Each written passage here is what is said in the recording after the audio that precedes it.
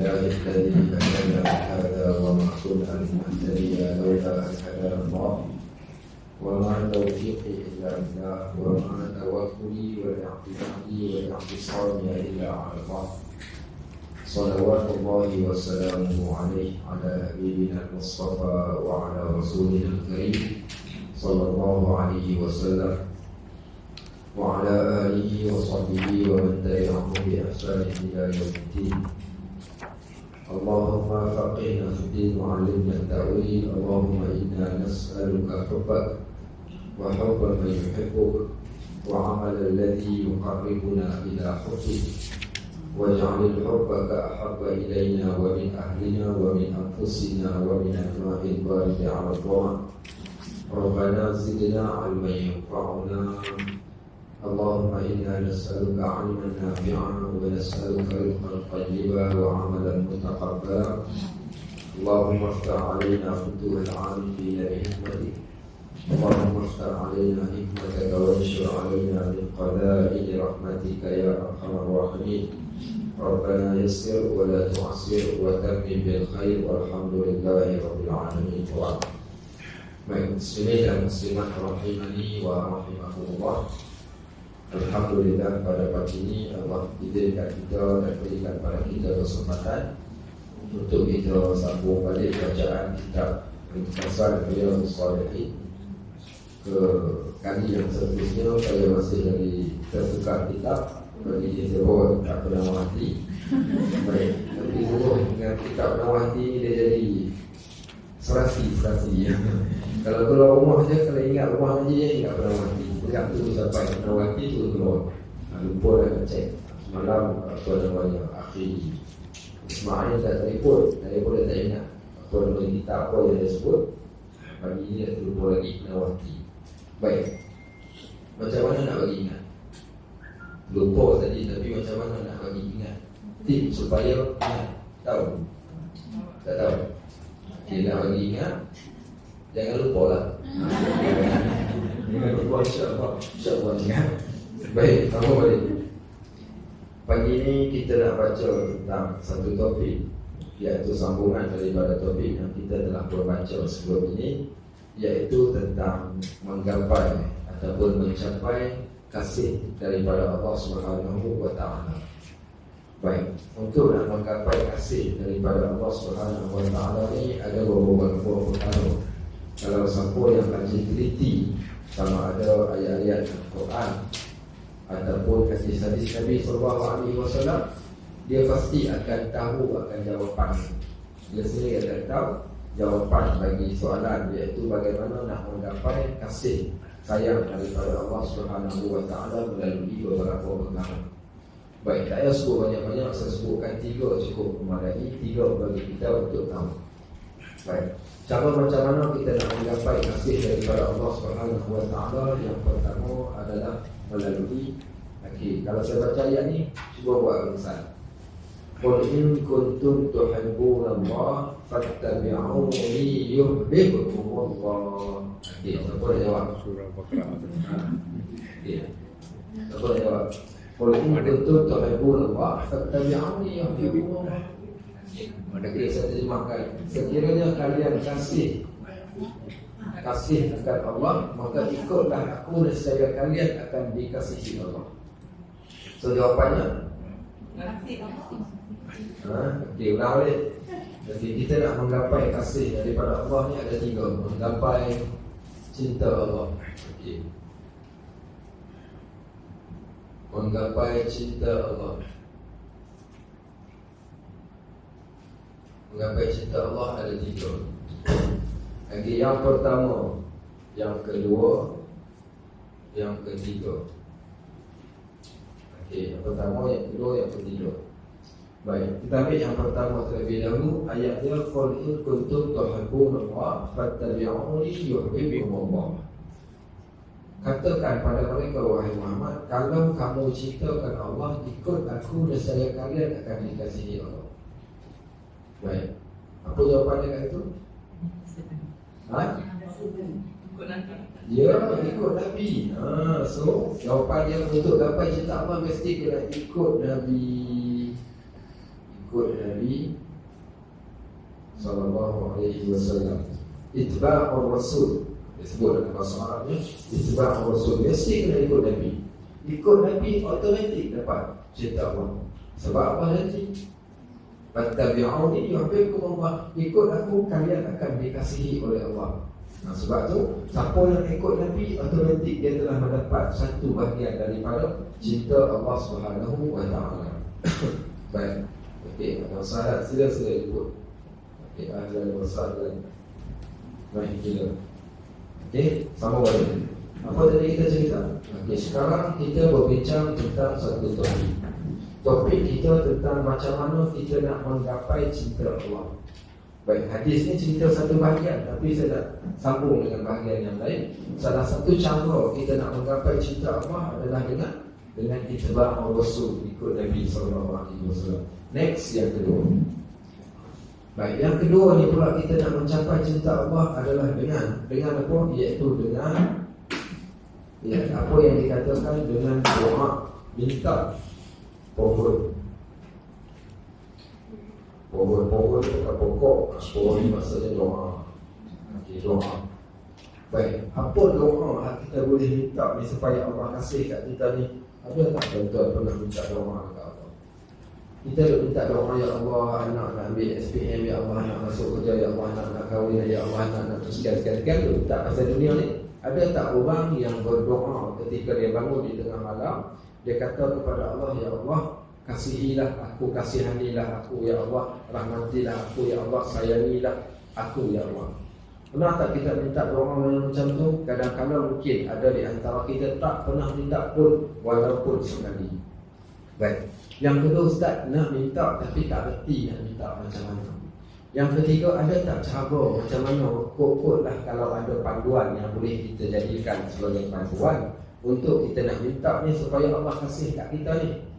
Sebenarnya nak minta dekat Allah ni tak susah pun. Dia tak perlu pun ayat yang berbunga-bunga. Ya Allah, ya Tuhanku, di tengah malam yang hening dan sunyi. Tak payah. Tak payah, direct saja, betul. Sebab tu datang seorang A'rabi.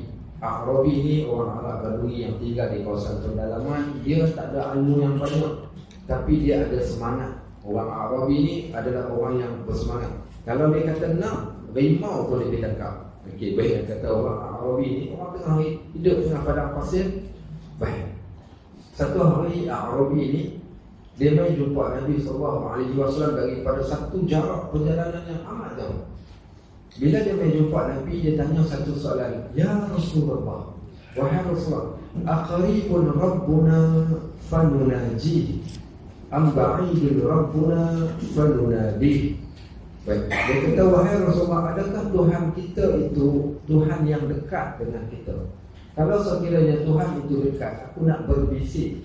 Kalau Allah tadi itu dekat, maka aku nak berbisik dengan Allah. Am ba'idun Rabbuna fanunadi, ataupun adakah Tuhan itu jauh? Kalau sekiranya Tuhan itu jauh, maka aku nak panggil dengan suara yang kuat. Baik, mungkin di antara kita persoalan ada kalau berdoa, Ustaz nak bisik ke, nak doa dalam hati ke, nak sebut dengan kuat ke, atau bagaimana? Maka bila Arabi ni datang tanya, adakah Tuhan dekat? Kalau dekat, aku nak berdoa dengan cara berbisik. Adakah Tuhan itu jauh? Kalau jauhnya, aku nak memanggil dengan suara yang amat kuat. Baik, Allah Subhanahu wa ta'ala mengetahui akan isi hati hamba-Nya, dan akhirnya Allah turunkan petikan ayat daripada surah Al-Baqarah, iaitu pada ayat yang menceritakan tentang puasa. Apa kata Allah? Fa iza sa'alaka 'ibadi 'anni tabu fa inni qarib ujibu da'watad da'i idza da'an falyastajibu li wal yu'minu bi la'allakum yarshudun. Allah kata, wahai Muhammad, kabarkan kepada orang yang bertanya itu adalah Allah jauh ataupun dekat. Baik, bila mana seorang hamba sa'alaka ibadi anni, seorang hamba ku bertanya tentang aku, ataupun ketika saat dia nak bercakap-cakap dengan aku, ataupun ketika dia nak berdoa kepada aku, maka kabarkan kepada orang ini fa inni qarib, sesungguhnya aku teramat dekat. Bila seseorang tu dia start berdoa dengan menyebut kalimah ya Rabb, ataupun kalimah Ya Allah. Bila dia sebut saja perkataan Ya Allah ataupun Ya Rabb, automatik Allah akan jadi dekat, yang teramat dekat dengan dia. Bukan setakat bila dia menyebut kalimah Ya Rabb, sebelum dia menyebut kalimah Ya Rabb dan dia ada keinginan untuk nak dekatkan diri kepada Allah. Baik, buktinya di sana Allah Subhanahu wa taala menyebut di dalam ayat Al-Quran. Allah kata, "Wa laqad khalaqnal insana wa na'lamu ma tuwaswisu bihi nafsuhu wa nahnu aqrabu ilayhi min hablil warid idh yatalaqqal mutalaqqiyan 'anil yamini wa 'anil shimali qa'id ma yulfidu minhu qawlun illa ladayhi raqibun 'atid wa ja'at sakratul maut." Sampai ke akhir ayat. Baik, apa cerita ayat ni? Ayat ni menceritakan tentang satu keadaan. Allah kata, kami ciptakan manusia. Kamilah, iaitu Allah, yang menciptakan manusia. Dan bila kami ciptakan manusia, wa na'lamu ma tuwaswisu bihi nafsuh, dan kami tahu apa yang dia sedang bisikkan di dalam jantung hati dia.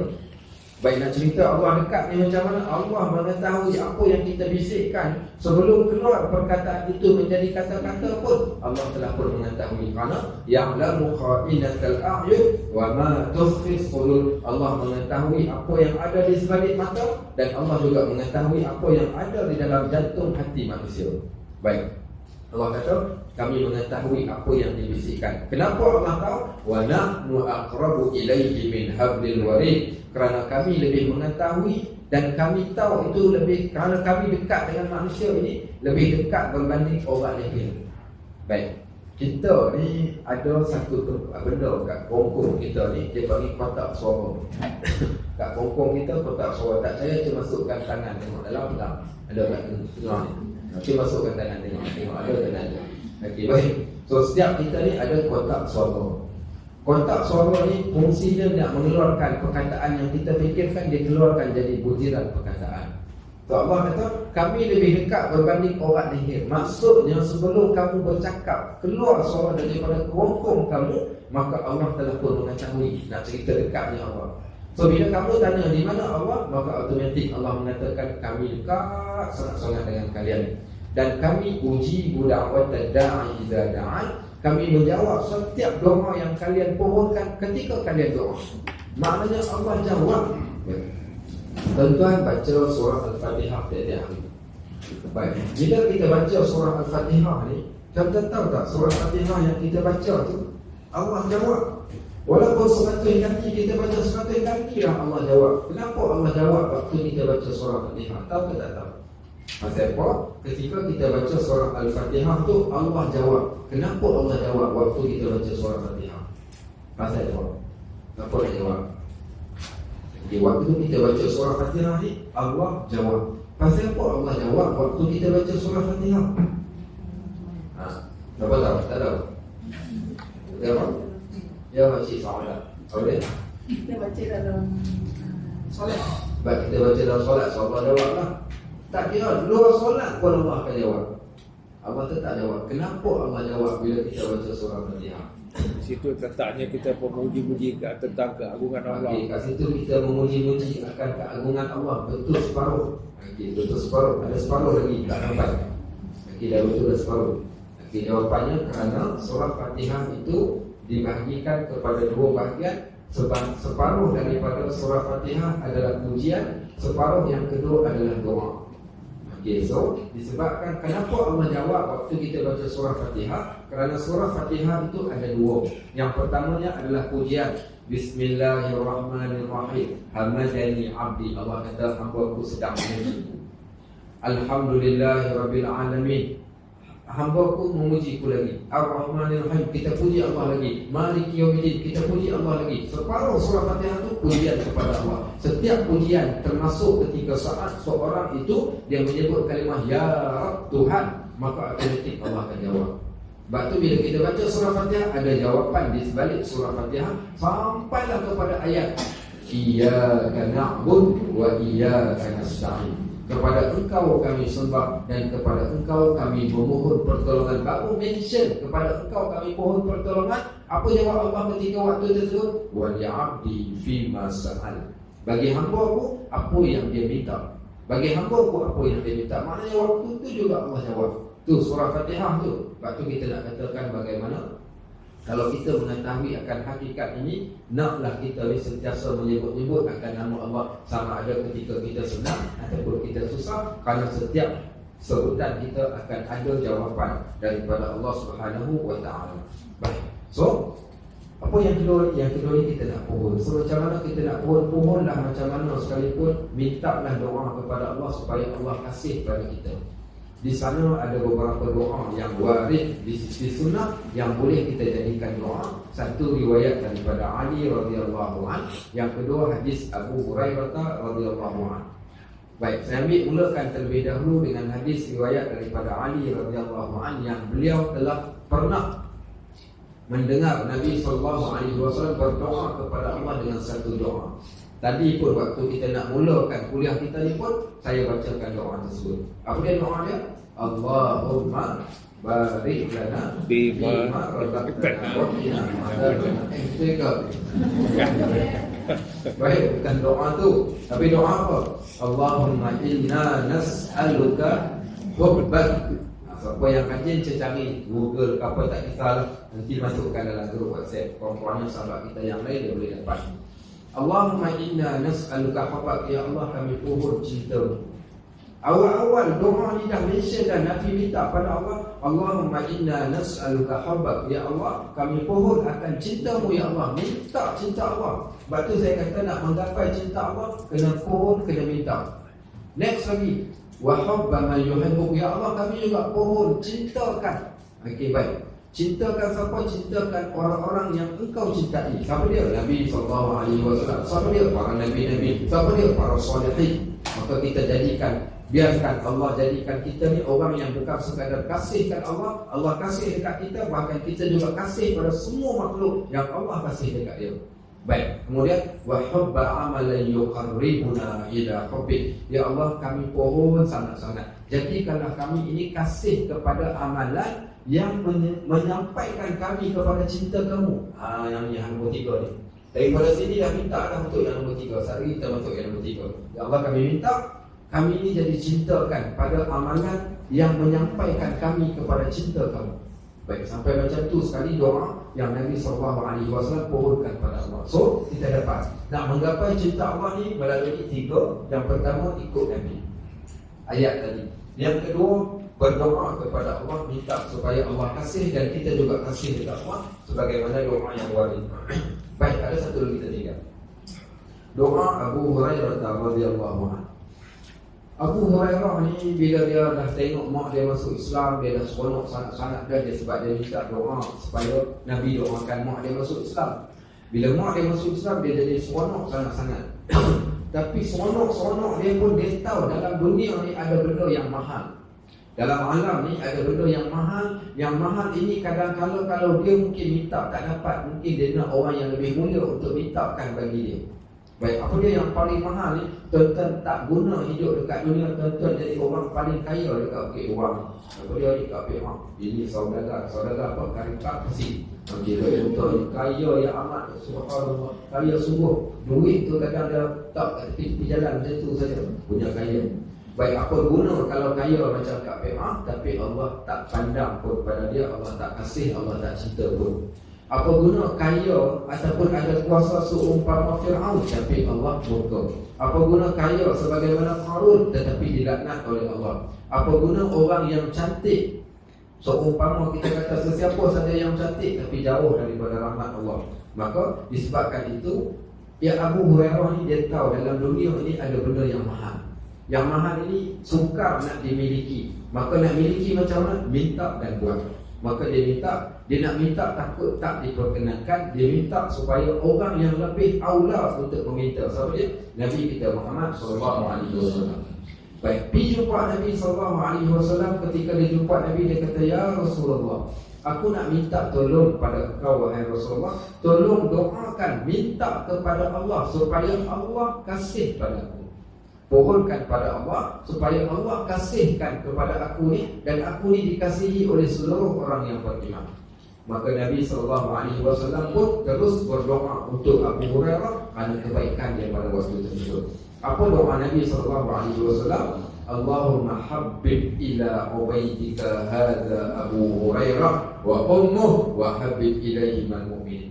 Ya Allah, sayangilah hamba-Mu yang kerdil ini yang bernama Abu Hurairah ni, dan ibunya jadilah dia disayangi oleh seluruh orang yang beriman. Kesan daripada doa ini, kata Abu Hurairah, tiada seorang pun yang tidak kasih, tidak cinta kepada kami, dan tak ada seorang pun penduduk Madinah yang tidak kenal akan kami, mereka semuanya kenal dan kasih.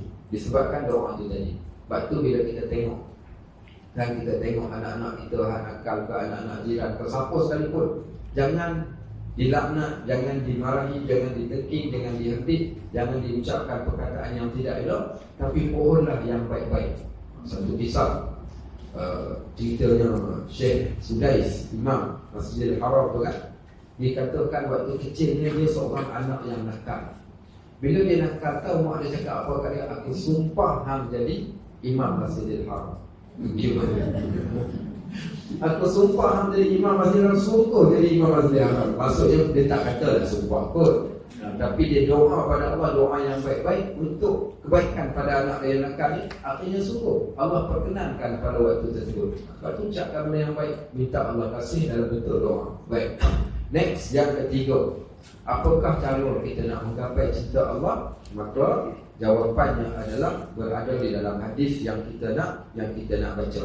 Kat mana hadisnya? Hadisnya berada pada hadis muka surat 23. Okey. Kita bagi peluang 2 minit untuk baca sekejap hadis muka surat 23, hadis yang atas tu. Okey, baca 2 minit, kemudian bagi jawapan kat saya. Itu kita nak letakkan pada nombor 3 tu. Okey, baca dulu.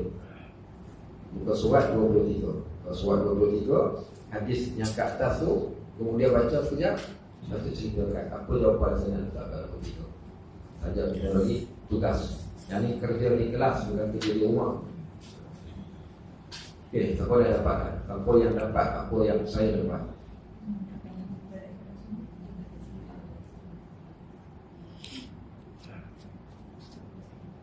Okey.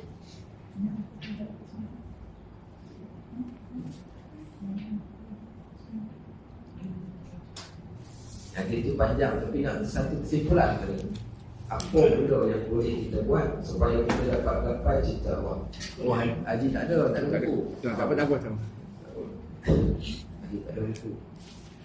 Tapi ada dalam buku, ada dalam pinjam. Semuanya nak cari balik. Nak cari. Bab mana tak tahu. Bab dia tu. Okey. Dah, jumpa dah. Kena orang soal-soal aku tanya diam-diam saja boleh jawab. Okey, siapa jumpa dulu boleh jawab. Dah jumpa.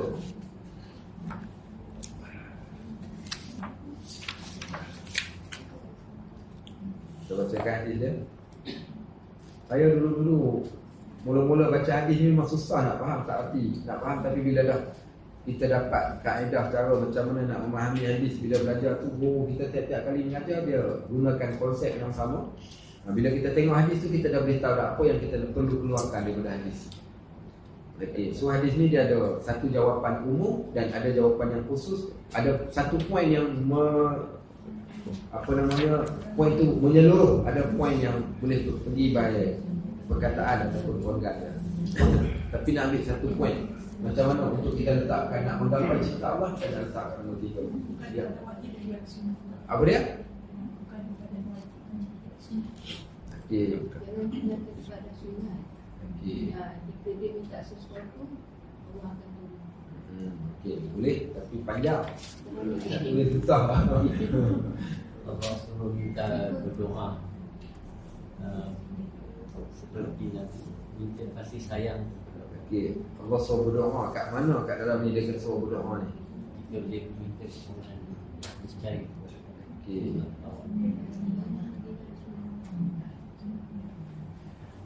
Okey, belum. Siapa lagi dah dapat yang boleh dapat? Ya. Mendekatkan diri dengan Allah. Bahasa dia pendek saja. Mendekatkan diri dengan Allah, mendekatkan diri itu maksudnya apa? Ibadat. Taqarrub. Orang yang buat ibadat automatik Allah akan kasih. Okey, poin dia dekat mana? Wa man taqarraba ilayya 'abdi bi syai'in ahabba ilayya mimma aftaratu alayh. Tiadalah seorang hamba ku yang mendekatkan diri kepadaku dengan sesuatu yang lebih aku sukai daripada ibadat yang aku telah fardukan ke atasnya.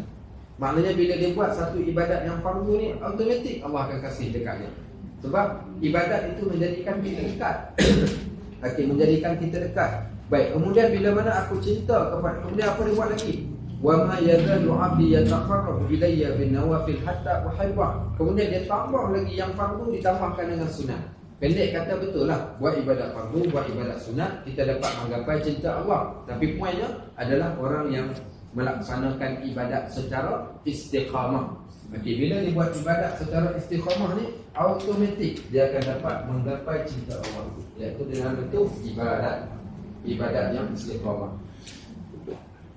Dia buat ibadat yang istiqamah ni, automatik kita dapat capai cinta Allah. So jawapannya dah pun ada kat dalam hadis itu. Hari ini kita dapat 3 jawapan. Kalau orang tanya kita, macam manakah cara kita nak menggapai cinta Allah Subhanahu wa taala? Baik, sekarang baru kita nak baca hadis terakhir. Baik, jom kita baca hadis. Ni dah faham dah kan? Bila dah faham, baca hadis lagi senang faham. Betul ke hadis yang terakhir muka surat 25? Kan? Baik. Baik. Qala Rasulullah dalam riwayat Muslim. Qala Rasulullah sallallahu alaihi wasallam. Baik. Inna Allah idza ahabba 'abdan da'a Jibril. Allah, bila Allah kasih akan seorang hamba, bila Allah dah kasih dah dekat kita ni, maka Allah akan buat satu benda.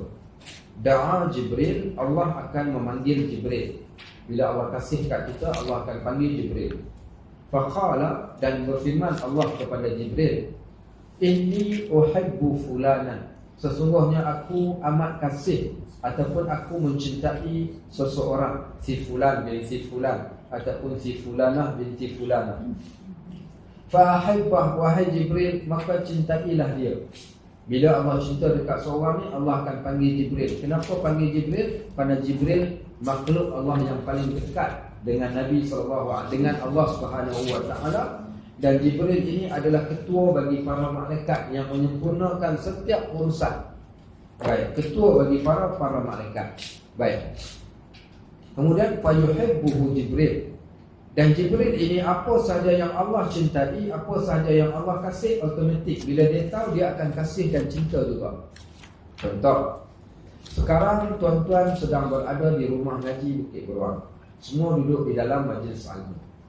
Baik, agak-agak duduk dalam majlis ilmu ni Allah suka ke tak suka? Apa bukti mengatakan duduk dalam majlis ilmu Allah suka? Ustaz mengajar banyak sangat soalan. Ustaz tak tanya soalan tu, Ustaz tanya soalan ni. Baik, tahu tak pasal apa bila belajar kena banyak tanya soalan? Sebab kita nak bagi sel otak berhubung. Kalau tak dia dengar tidur. Kita tidur. Sebab itu kena tanya ni supaya otak kita berfikir. Ada orang tanya ketua, apakah ketua supaya tak nyanyuk? Ketua supaya kita ni tak nyanyuk. Walaupun kita mungkin hidup sampai 80 tahun lagi lepas ni pun, kita tak akan nyanyuk, katakan. Maka di antaranya 2 ketua yang paling mujarab untuk tidak nyanyuk. Yang pertama adalah Al-Quran, yang keduanya adalah ilmu. Baik, kenapa Al-Quran dan ilmu ini menjadikan otak kita tidak nyanyuk? Kerana otak itu digunakan. Baik, bagaimana pula Al-Quran ini menggunakan otak? Siapa kata baca Quran tak pakai otak? Okey, kat mana kita pakai otak waktu kita baca Quran? Saya cerita tengok. Waktu kita baca Quran, kat mana tempat yang kita pakai otak kita? Nak tentukan tajwid dengan senang ke? Nak hukum limahnya, tanwinnya, semua matnya, semua pernah pakai otak. Maknanya likat otak kita berjalan. Kemudian nak menentukan barisnya, tajwidnya, barisnya, mata kita akan belajar, dilatih untuk memandang dengan cepat.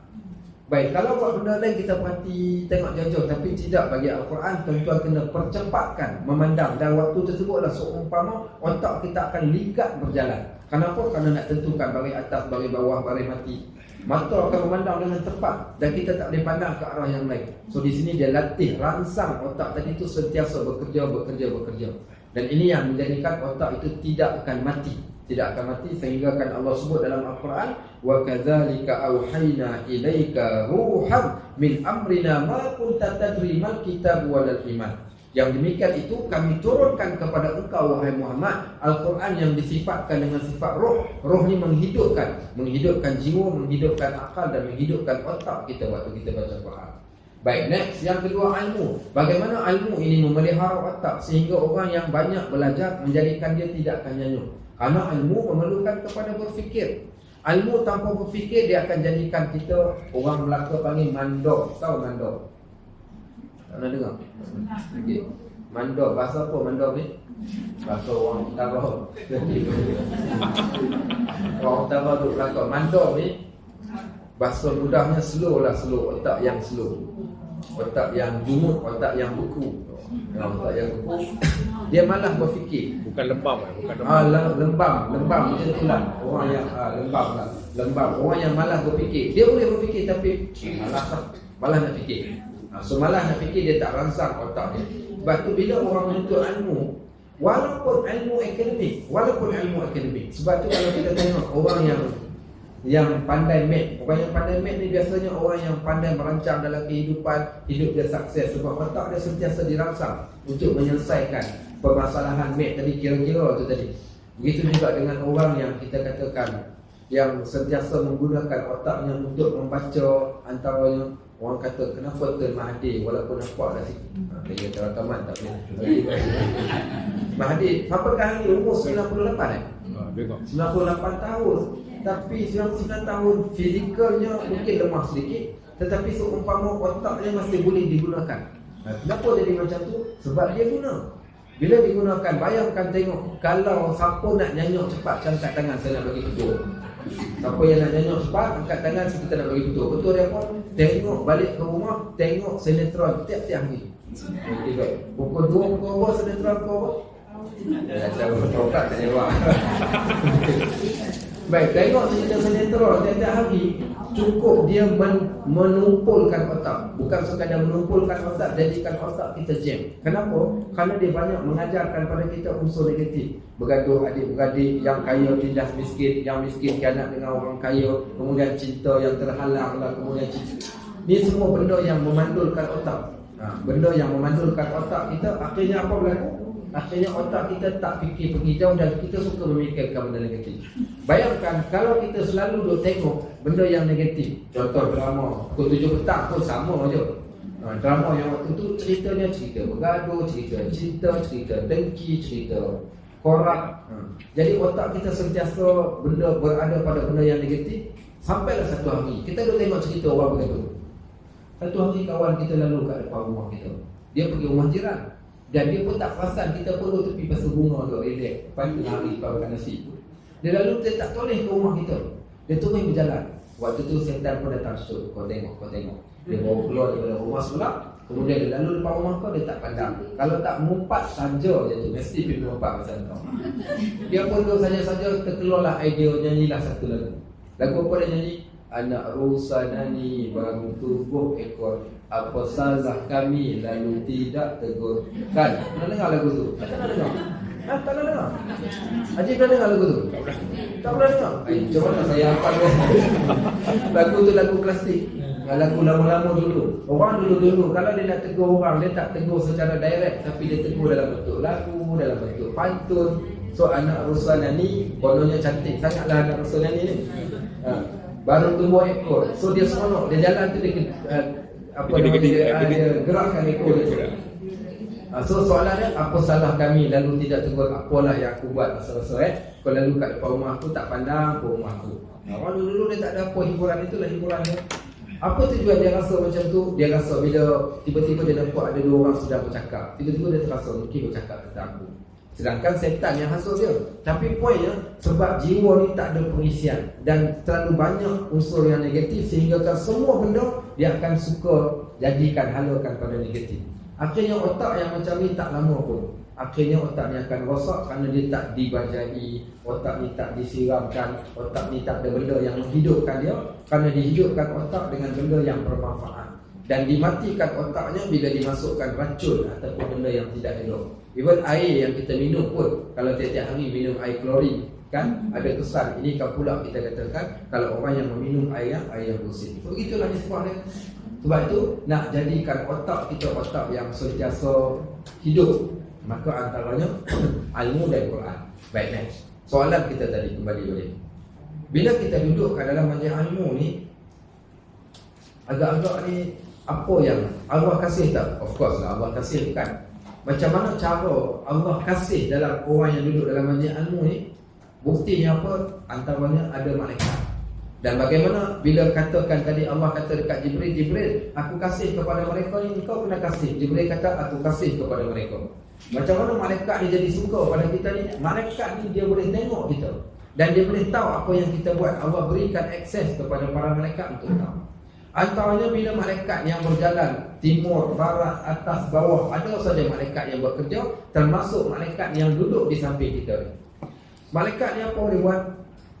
Iaitu dalam bab fa'innal malaikata, kata Nabi SAW, sesungguhnya para malaikat laqaba'u ajnihatiha, meletakkan sayapnya li talibin ilmi, kepada orang yang menuntut ilmu, ridwan fi ma yasna, kerana sukakan perbuatan mereka.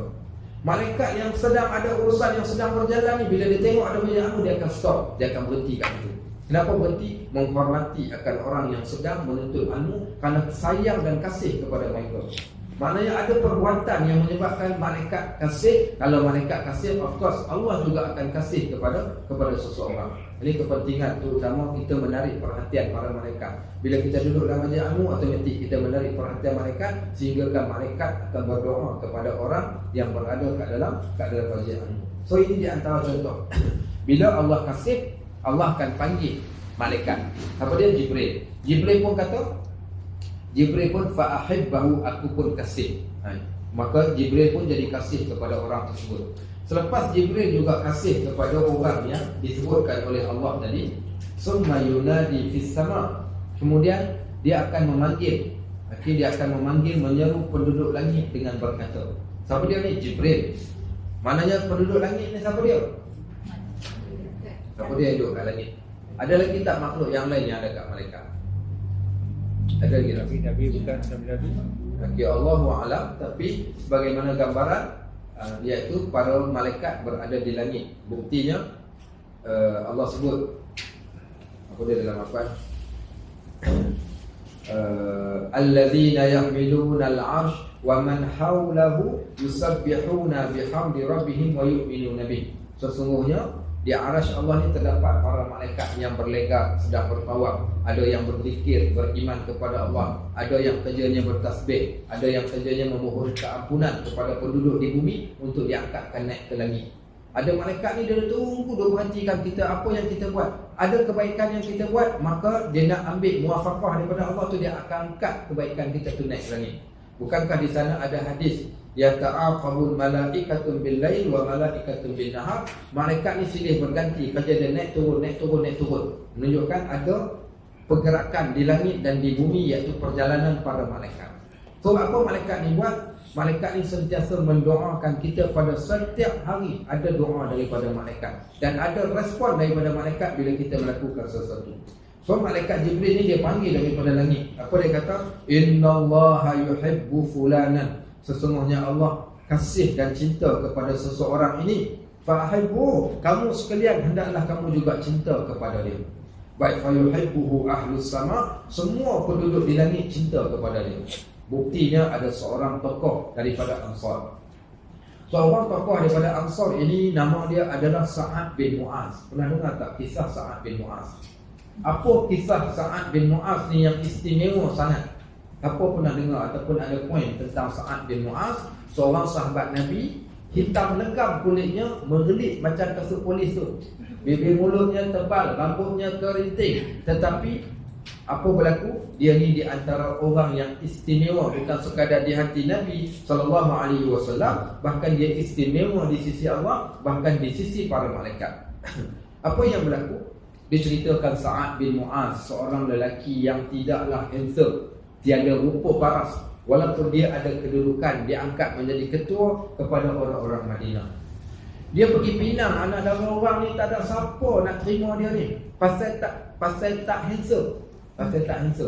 Baik. Akhir sekali apa berlaku, dia pun rasa dah frust dah, tapi cerita dekat Nabi SAW, ya Rasulullah, wahai Rasulullah, aku ni pinang anak-anak perempuan orang ni. Dia kata tak ada siapa yang terima, bahkan takkan tak terima. Mereka menolak dan memperkecilkan aku. Bagaimana ya Rasulullah?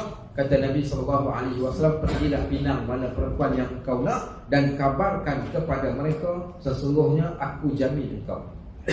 Alang-alang Nabi SAW jamin dia ni, dia pergi cari perempuan hak paling saikah sekali di Madinah. Nabi jamin, pergi jumpa. Bila pergi jumpa keluarga perempuan ni, dia kata saya datang dan Nabi jamin untuk nak pinang anak perempuan tuan. Bapak dia ni mula-mula dengar tu dah seronok, pasal dengar Nabi jamin tu dia ingat Nabi SAW yang nak ambil anak dia jadi isteri. Tapi dia kata yang nak kahwin ni aku, cakap saja nak kahwin aku, dia kata minta maaf aku tak boleh terima kau. Maka di reject bagi kali yang seterusnya. Dia pun frust. Cuma anak perempuan lelaki ni berkata, dia kata ayah, dia kata sebab yang main pinang ni betul lah dia tu macam tu, tapi Nabi jamin, setiap benda yang Nabi jamin pasti aku tahu ada keberkatan dan kebaikan dia. Maka pergilah cakap dekat dia, tak apa, aku sanggup jadi isteri dia. Bila dah perempuan tadi tu bersetuju, keluarga dia bersetuju, Nabi tanya dia, ada duit tak nak kahwin? Dia kata, ya Rasulullah, aku tiada duit untuk berkahwin. Nabi kata tak apa, minta Osman dengan Ali keluarkan duit dan berikan pada Sa'ad bin Mu'az untuk digunakan pada tujuan kahwin. Ketika dia dapat duit tersebut, tiba-tiba semboyan jihad berbunyi, kena keluar pergi berperang. Dia berbelah bagi, duit yang aku ada ni nak kahwin ke aku nak pergi jihad, nak kahwin ke aku nak pergi jihad. Akhirnya iman dan akal yang waras memilih untuk pergi berjihad daripada keinginan nafsu dia untuk berkahwin. Dia pilih untuk pergi jihad. Duit yang dia dapat tu dia beli kelengkapan perang, sehingga kata sahabat, kami tak kenal di medan perang tu adalah Sa'ad, kerana dia tutup daripada bahagian atas sampai ke bahagian bawah, kami tak cam. Dan akhirnya dia telah tercedera di dalam peperangan Khandaq. Cedera parah, 2 minggu selepas kecederaan dia pun meninggal dunia. Datang seseorang kabarkan kepada Nabi SAW, ya Rasulullah, Sa'ad bin Mu'az telah pun syahid di rumah dia. Maka kata Nabi SAW, ihtazza arsyur rahman bimauti Sa'ad. Bergegar arasy Allah ketika kematian Sa'ad. Arasy tadi itu bergegar kerana kematian seorang lelaki yang hitam ini kat dunia. Dia arasy itu bergegar. Baik, apa makna arasy bergegar? Bergegar dengan suara para malaikat yang bising dan heboh. Seorang yang Allah kasihi, seorang yang Allah sayangi sedang meninggal dunia, maka mereka membuat persiapan untuk menerima roh dia untuk diangkat bertemu Allah Subhanahu wa taala pada waktu tersebut. Ini orang-orang yang hebat kita katakan, sehingga gegak gempita di langit disebabkan kerana dia. Baik, contoh yang kedua, seorang lelaki yang kerdil, yang tidak dikenali sedikit pun di bumi. Tak ada siapa pun kenal dia. Dia hanya tinggal dengan ibu dia dan dia mempunyai satu cita-cita, kalaulah diizinkan untuk dia pergi ke Madinah bertemu dengan kekasih hati dia, iaitu Nabi SAW. Nabi pun tak kenal dia, tapi asbabnya kerana dia Allah kasih, Allah sayang dekat dia, dan malaikat sayang dekat dia, Allah menjadikan Nabi SAW mengetahui cerita akan dia walaupun tak pernah jumpa. Akhirnya satu hari dia minta izin daripada mak dia. Dia kata, mak, minta izin. Sebelum tu dia minta, mak dia tak pernah bagi. Mak dia suruh berbakti kepada dia, sehinggalah satu hari mak dia bagi. Mak dia kata, kau pergi ke Madinah, engkau jumpa Nabi SAW, ataupun tak jumpa, kau pergi sampai kemudian kau terus balik semula. Dia pergi sampai ke rumah. Maka Nabi SAW telah keluar bermusafir. Maka isteri Nabi beritahu, kata dia tak balik lagi. Boleh tunggu tak? Dia kata, aku tak boleh tunggu, cuma sampaikan salam aku kepada Rasulullah, balik semula ke Yaman. Waktu balik Nabi tanya, ada orang datang? Ada. Siapa dia? Okey, baik. Maka dia kata dia adalah Uwais Al-Qarni. Nabi kata, ya wahai Umar, kalau engkau bertemu dengan orang ini adalah orang yang dikenali di langit tetapi tidak dikenali di bumi. Penduduk langit semua kenal dia, tapi penduduk bumi tidak kenal akan dia. Kalau kau bertemu dengan dia, pohonkan dia berdoa kepada Allah, Allah ampunkan doa kau, Allah ampunkan dosa kau. Kerana dia mempunyai satu doa yang mustajab pada waktu tersebut. Dan ketika saat dia meninggal dunia, dikatakan puluhan ribu datang orang menziarahi beliau, walaupun pada asalnya dia tak kenal. Kenapa? Kerana seruan daripada langit untuk kasih kepada orang yang macam ni. Kita lihat beberapa tokoh-tokoh yang ada di dunia. Tokoh yang mungkin ketika awal hidup dia orang benci, tapi saat ketika meninggal dunia, subhanallah, orang datang dengan jumlah yang ramai. 2 orang tokoh yang saya pernah tengok. subhanallah paling ramai manusia datang. Yang pertama almarhum Ustaz Fazil Nur dulu. Ustaz Fazil Nur, saya ingat saya orang berjalan kaki sejauh daripada Al-Ustaz pergi ke Pokok Sena. Okey, sejauh sepanjang perjalanan atas jalan raya kereta tak boleh lalu, semua orang berjalan kaki daripada Al-Ustaz terpaksa berjalan kaki masuk pergi ke Pokok Sena untuk dia dikebumikan di Pokok Sena pada waktu tersebut. Sampai penuh orang ramai. Dan yang kedua iaitu almarhum Tok Guru Ni Aziz pun sama juga, iaitu jumlah manusia yang teramat ramai. Jenazah sehingga terpaksa disambut begitu sekali kerana terlalu ramai. Kenapa? Kerana Allah tunjukkan bukti bagaimana makhluk yang dicintai di langit saat ketika mana mereka meninggal, maka penduduk di bumi akan terima dia. Lepas tu tiap hari orang duk puji dia, orang duk puji dia. Waktu dia hidup orang duk kutu, tapi setelah meninggal dunia orang akan puji dia. Itu tanda menunjukkan bagaimana Allah jadikan seseorang itu dikasihi di langit dan juga di bumi.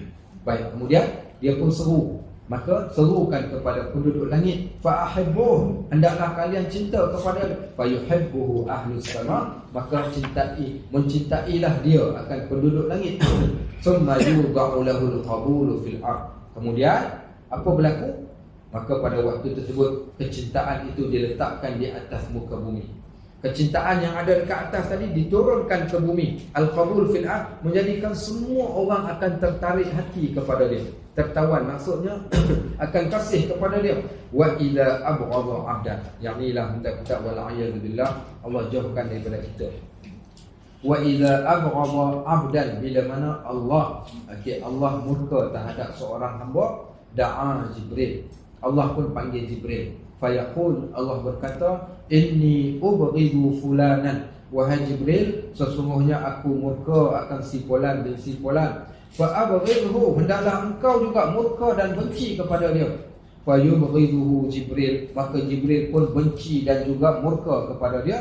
Summa yudadi fi ahli sama, kemudian Jibril pun memanggil penduduk di langit dan berkata, innallaha yubghidu fulanan, sesungguhnya Allah membenci si fulan bin si fulan. Fa abghidhu, hendaklah kalian semua juga benci kepada dia. Summa tudha'u lahul baghdha'u fil ard, kemudian Allah jadikan kebencian itu menjadi satu kebencian di bumi, iaitu semua orang akan membenci orang tersebut. Sebab tu Allah yang memiliki hati manusia, Allah boleh jadikan orang kasih pada kita dan Allah boleh jadikan orang benci. Sebab tu bila mana kita ni dibenci oleh orang ni, jangan tengok pada kebencian orang, tetapi lihat pada mungkin ada perbuatan kita yang menjadikan orang benci. Orang tak saja-saja benci dekat kita, melainkan ada perangai. Kalau perangai yang dia benci itu adalah perangai kita yang baik, contohnya kita baca Quran ada orang benci, waktu tu kita tahu yang membenci itu salah, dia membenci perkara kebaikan. Tapi kalau dia membenci pada benda yang kita ada pada kita tu, benda yang tak baik. Contohnya apa? Contoh kita buat satu perangai mulut kita yang jahat, dia benci dekat kita, maka pada waktu tersebut bukan salah orang yang benci kita, tapi salah tadi itu adalah pada kita. Dan yang paling takut, sekiranya ada orang membenci dengan perangai jahat kita, maka tak mustahil kalau penduduk di bumi benci, agak-agak di langit tu sayang tak? Tak pasti yang di langit juga akan membenci kita pada waktu tersebut. Hadis ni ada dua ada dua fungsi hadis ni. Hadis ni fungsi yang pertama, fungsi iaitu fungsi ar-raja, harapan kita. Apa yang kita harap dalam hadis ni? Dia minta mudah-mudahan Allah kasih dan Allah sayang, dan buatnya tiga tu tadi. Baik, yang kedua, apa yang kita takut? Al-khawf yang ada kat dalam hadis ni. Kita takut Allah benci kita, bukan bila Allah benci, malaikat akan benci. Bila malaikat benci, penduduk di bumi juga akan benci. Maka siapa lagi, mana lagi tempat yang kita boleh pergi kalau semua makhluk telah membenci kita pada waktu tersebut, melainkan kita terpaksa kembali balik ke jalan yang benar, jalan yang ditunjukkan oleh Nabi kita Muhammad sallallahu alaihi wasallam. Walhamdulillahirabbil alamin. Dah khatam dah tajuk. Okey, bab yang pertama, insya-Allah nanti kita masuk bab yang kedua. Kabarnya bulan 9 ni cuti sekejap Okey, cuti sekejap bagi laluan bulan Ustaz Nizam. Bulan 10 kita start balik. Kalau saya ada dekat Malaysia, tapi rasanya ada kot. Tak tahu mungkin. Tapi kalau keluar pun sekejap lah kot. Sekejap je. Baik, okey. Barakallahu fikum. Ada apa soalan nak tanya? 2-3 minit ni. Ada? Tak ada buat. Barakallahu fikum wa jazakumullahu khairan katsira. Subhanakallahumma wa bihamdik asyhadu an la ilaha illa anta astaghfiruka wa atubu ilaik. Wa sallallahu ala sayyidina Muhammad wa ala alihi wa sahbihi wa sallam. Walhamdulillahi rabbil alamin. Assalamu alaikum.